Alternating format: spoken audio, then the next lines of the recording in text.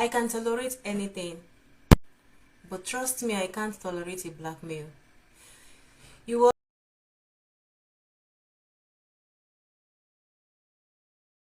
welcome and happy weekend.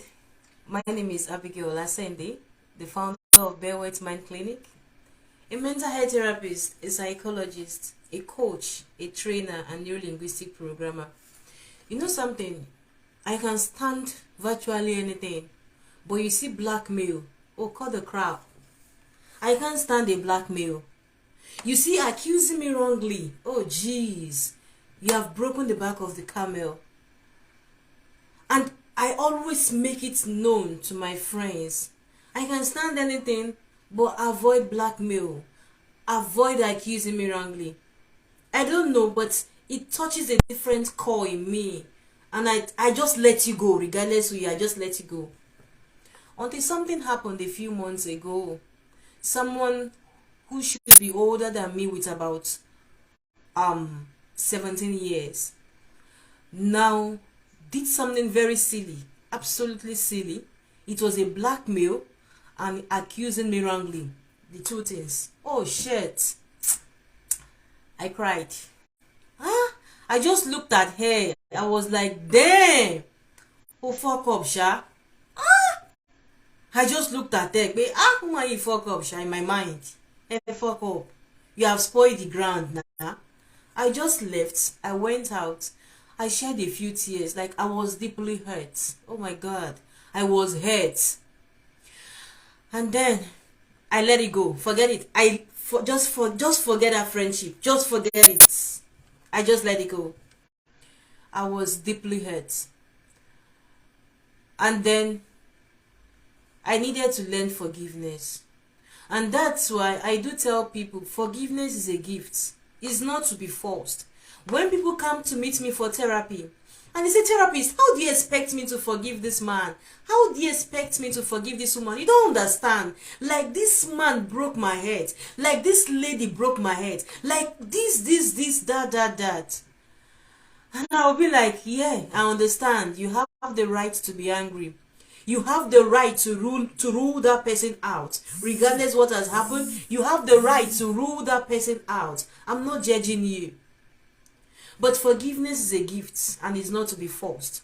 Now, the easiest way I learned to forgive is this. Just one way, and I will share it shortly. I carried on that grudge for a long time. Now, when you are keeping malice with somebody, when you are offended at the offender, you are hurting yourself more. Because when you see that person, there's this constriction in you, like, there's this, immediately your psyche notices it. And you're like, now that person, I invest me, now they come, now that girl, now she, now that woman, I beg. It affects you. There's a neurotransmitter being released in the amygdala, most times the serotonin, that makes you sad. Now, let's imagine you are working in the same place with your offender and the person is your seatmate. For how long will you keep allowing the serotonin to be released because of somebody? And you'll be making yourself sad because of somebody. Is it worth it? Now, what's the easiest way I learned? Pray for the person. It's very painful. Oh shit, it hurts. Damn, but pray for the person. I learned it. I remembered I forgave her, but I was still feeling that grudge within me. I was still feeling that resentment within me. Until that day, it was a colleague that said, babe, I learned something. You know what that woman did? Pray for her. I was like, just cut that crap. I need to heal to a certain stage before I pray for the person. Exactly. When you have been offended, there's a level of healing you need to get to before you even be able to think of praying for the person. Without getting to that level of healing, forget it. You won't even be able to pray for the person. Now, there are a lot of people which it takes them a lot of time before they get to that level. If you are in that situation, if you are in that phase, and you are finding it very difficult to pass through that phase, then you need therapy. then you need to reach out to a therapist. It's something you cannot do on your own, something you need help. You need to reach out to a therapist. And then when I go to that stage in which I've healed to that level, it's more or less like the pain has reduced from 100% to 80%. And then I prayed for her.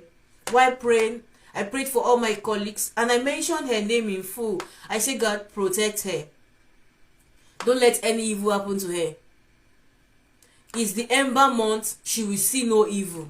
Protect her family. Protect her kids. And then when I prayed that prayer for everyone and I prayed for her, I felt this peace within me. Like I felt this calmness. I felt like freedom. It was more or less like a yoke has been removed from off my shoulder. The next day I saw her in the office. I greeted her the way I used to greet her. Well, did I greet her in Yoruba or in English? I can't even remember. She was shocked. She actually replied. She never knew it was me. And when she looked, she just is. Now, who get problem? You get what I mean? Who can't get the problem? Me, I don't heal already. Now she dey is. How do I take concern me? She just is. I didn't even bother. So that's the easiest way to forgive. Heal to a certain level. Pray for the person. And trust me, you remember, you will not even be angry again. You remember, you will not be sad again. I don't know, did he gain something? Let me just chip this in the weekend. I'm sure this video might be for somebody. Somebody has offended you. Is in a relationship? Is it in career? Is it a colleague? Is it someone you've so much trusted and the person has offended you? Like the person came as a sly, a bitch, and you are like, gosh, this person is going to the black book. Forgiveness is a gift, though it's not to be forced. Wouldn't it be beautiful if you also have that gift? And are you in a situation in which you are finding challenge, becoming a better version of you? Is it in career? Is it in choosing between your purpose and ambition? Is it in becoming a better version of yourself? Is it in relationship? Is it in emotions, handling your emotions? Trying to tame your emotions, being diplomatic in your response. You can be offended and you give a diplomatic response. I will share that in the next session. How emotional intelligence can make you highly diplomatic in your response. And in fact, the person where they claim he rights, he go look and say, sure, like I just be old man. This person wise past me. I will be sharing that in the next video session. Did you gain value? Do you think this video is for you and you just got value? Please don't hesitate to drop your comments. Please like, share. There's somebody on your profile that needs this. Share.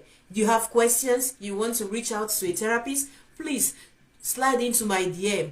Check the comments box. I'll be dropping my contact info there.